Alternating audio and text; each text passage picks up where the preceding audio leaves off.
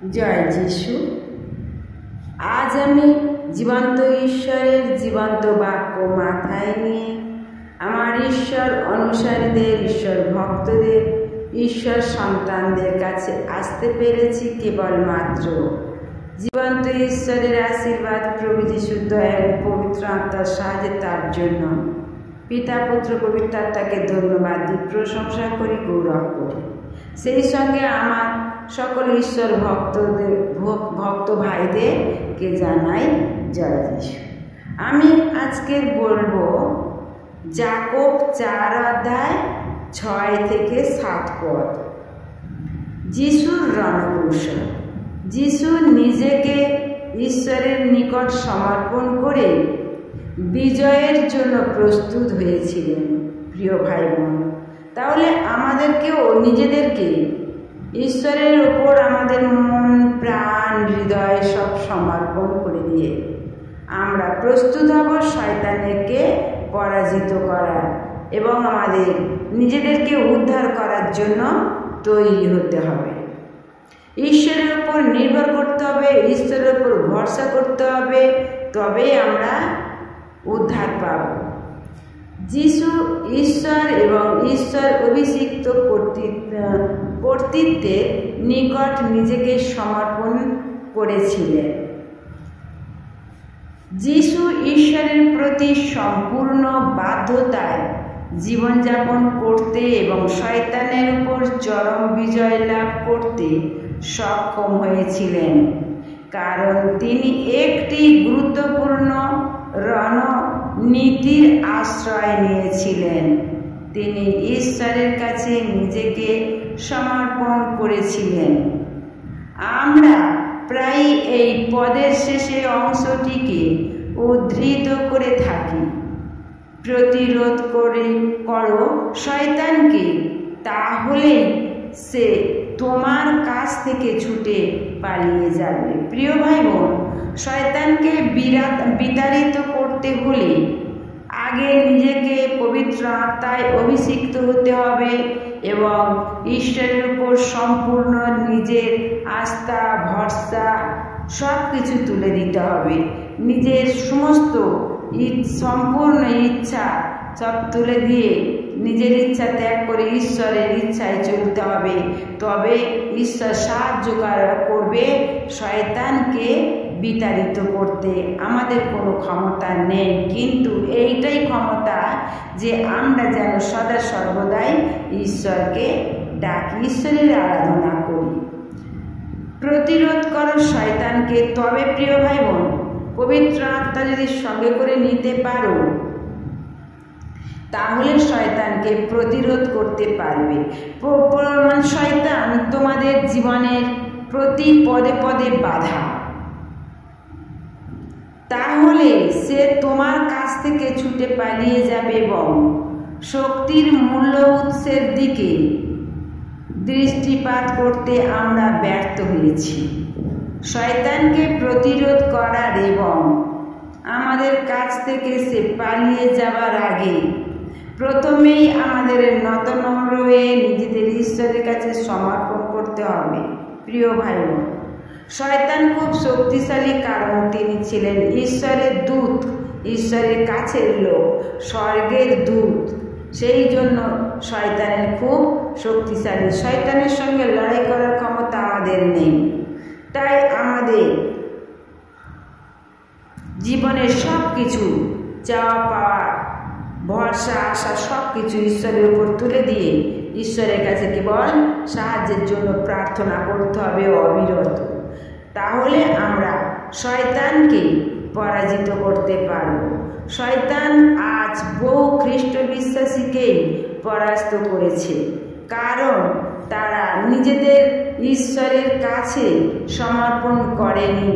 প্রিয় ভাই বোন, যারা ঈশ্বরের কাছে সমর্পণ নিজেকে করে না, তারা সেই সকল খ্রিস্ট বিশ্বাসীরা শয়তানের কাছে তারা হেরে যাবে। তারা কোনোদিন জিততে পারবে না, শয়তানের কাছে তারা নষ্ট হয়ে যাবে। সমর্পণের প্রকৃত অর্থ কি?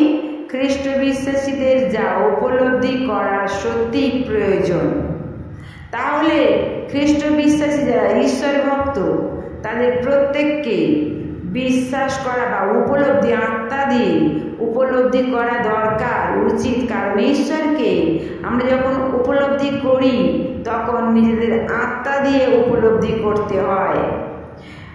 মণ্ডলীর পরিকাঠামোর বাধ্যতা এবং পরিবারের মধ্যে ঈশ্বর তাদের যেখানে স্থান দিয়েছেন তার মাধ্যমে ঈশ্বরের কাছে সমর্পিত হওয়ার অর্থ সম্পর্কে অধিকাংশ খ্রিস্ট বিশ্বাসীদের সামান্যতম ধারণাও নেই। প্রিয় ভাই বোন, ঈশ্বরের যে নিগূঢ়তত্ত্ব রস আস্বাদন করার ক্ষমতা নেই। তাহলে ঈশ্বরের সেই নিগূঢ়তত্ত্ব রস জীবন, এই মানুষের জীবন বাণী কারা রস আস্বাদন করবে? সেই তারাই যারা ঈশ্বরকে তার মনে প্রাণে হৃদয়ে ঈশ্বরকে ভালোবাসবে, ঈশ্বরের উপর নিজেকে তুলে দেবে, সমর্পণ করবে, তারাই ঈশ্বরের মধ্যে জীবনযাপন করবে। কোনো খ্রিস্ট বিশ্বাসী যখন ঈশ্বরের কাছে সমর্পিত না হয়ে নিজের ইচ্ছা অনুযায়ী জীবনযাপন করে তখন তা ঈশ্বরের বিরুদ্ধে বিদ্রোহ রূপে গণ্য হয়, তাহলে এবং পাপ হয়। প্রিয় ভাই বোন, তাহলে কি বলল? যে কোনো খ্রিস্ট বিশ্বাসী যখন ঈশ্বরের কাছে নিজেকে সমর্পণ না করে নিজের ইচ্ছা অনুযায়ী চলে, নিজের ইচ্ছা অনুযায়ী জীবনযাপন করে, তখনই সেই ঈশ্বরের বিরুদ্ধে সে বিদ্রোহী রূপে গণ্য হয়, সে পাপ করে। কারণ আজ্ঞা লঙ্ঘন করা মন্ত্রপাঠ জনিত পাপের তুল্য এবং অবাধ্যতা পৌত্তলিকতা ও প্রতিমা পূজার সমান। যারা মন্ত্র পাঠ করে প্রিয় ভাই বোন, তারা বাক্য বলছে তারা পাপ করে, পাপের তুল্য, তারা অবাধ্য, তারা প্রতিমা পুজো করার মতো সমান। প্রিয় ভাই বোন, তাহলে দেখো, নিজের ইচ্ছায় যারা চলে তারা অবাধ্য, ঈশ্বরের বিরুদ্ধে চলে, তাদের বিদ্রোহী, ঈশ্বর বিদ্রোহী রূপে গণ্য করা হয়। তারা অনন্ত নরকেই যাবে, তারা পাপী। তাই এটা আছে 1 শমূয়েল 15-23 পদে। দুটি শব্দ আছে যা আমাদের সমর্পণের অর্থ বুঝতে সাহায্য করে। একটি শব্দ হলো বশ্যতা, গ্রিক শব্দ এর অনুদিত রূপ। প্রাথমিকভাবে শব্দটি সামরিক পরিভাষা, যার অর্থ সেনাবাহিনীর অধীনতা স্বীকার করা, নিজের অধীন হওয়া, বাধ্য হওয়া, কারোর অধীন হওয়া। যারা সেনাবাহিনীতে প্রথম ভর্তি হয় তারা সাধারণত সেনারূপে গণ্য হয় এবং সার্জেন্টের নিচের পদে বহাল হয়।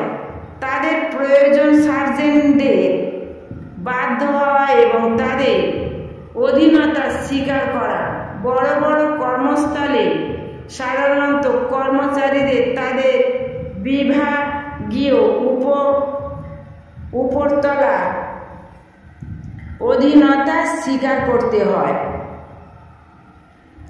সরাসরি প্রশাসনে মণ্ডলীতে এবং প্রত্যেক সংস্থায় বহু কর্তৃপক্ষ থাকেন, তাদের অধীনতা আমাদের স্বীকার করতেই হয়। সমর্পণ করা শব্দটির অর্থ কর্তৃপক্ষ এবং অন্যের ইচ্ছায় কাজে নিজেকে সমর্পণ করা। ঈশ্বরের ইচ্ছার বাধ্য হওয়ার আগে যিশুর অবনত হওয়া এবং নিজেকে ঈশ্বরের কাছে সমর্পণ করা প্রয়োজন ছিল। প্রিয় ভাই বোন, ঈশ্বরের কাছে সদা সর্বদাই আমাদের সমর্পণ করে দিতেই হবে।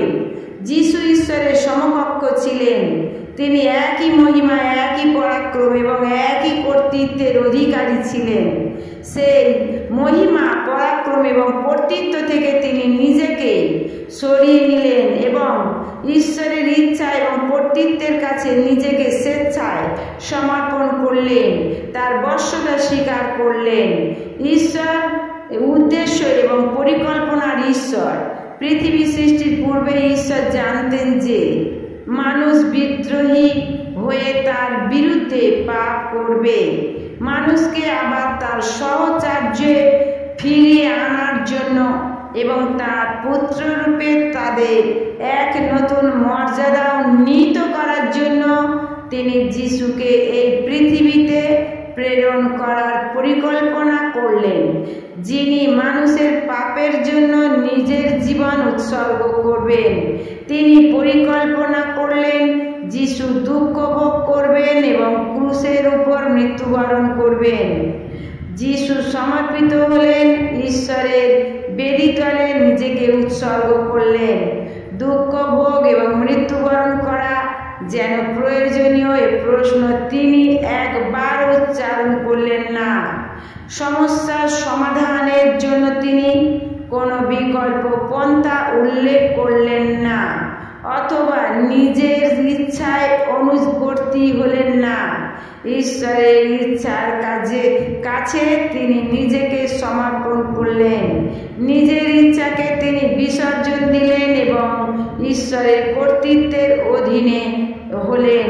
প্রিয় ভাই বোন, আমরা তার যিশু পবিত্র, নিষ্পাপ, নিষ্কলঙ্ক হয়েও ঈশ্বর পুত্র বিধির সন্তান হয়েও যদি নিজের সমস্ত ইচ্ছাকে বিসর্জন দেয় আর যদি তবেই ঈশ্বরের কর্তৃত্বের অধীন হলেন, তাহলে আমাদেরকেও এইরকম নিজের ইচ্ছা বিসর্জন দিয়ে ঈশ্বরের উপর নির্ভর করতে হবে এবং ঈশ্বরের কর্তৃত্বের অধীনে থাকতে হবে।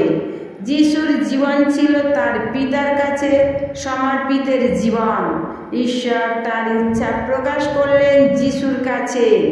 তিনি নিজেকে সমর্পণ করলেন এবং ঈশ্বরের বাধ্য হলেন। তাহলে প্রিয় ভাই বোন, তোমরাও যদি ঈশ্বরের উপরে নির্ভর করো, ঈশ্বরের ইচ্ছায় চলো, ঈশ্বর তোমাদের কাছে নিজেকে প্রকাশ করবেন এবং ঈশ্বরের বাধ্য হলে ঈশ্বর তোমাদের সদা সর্বদাই সহযোগী হবেন, তোমাদের হৃদয়ে বাস করবেন।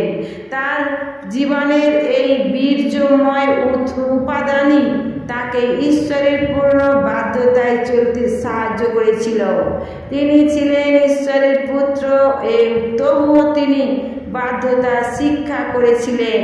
তিনি শুধু নিজেকে ঈশ্বরের কাছেই সমর্পণ করেননি, ঈশ্বর তার উপর যে কর্তৃত্ব স্থাপন করেছিলেন তিনি তারও অধীনে হয়েছিলেন। এরপর প্রিয় ভাই বোন, লুক 2 অধ্যায় 41 থেকে 45 পদে দেখুন, জয় যিশু, জয়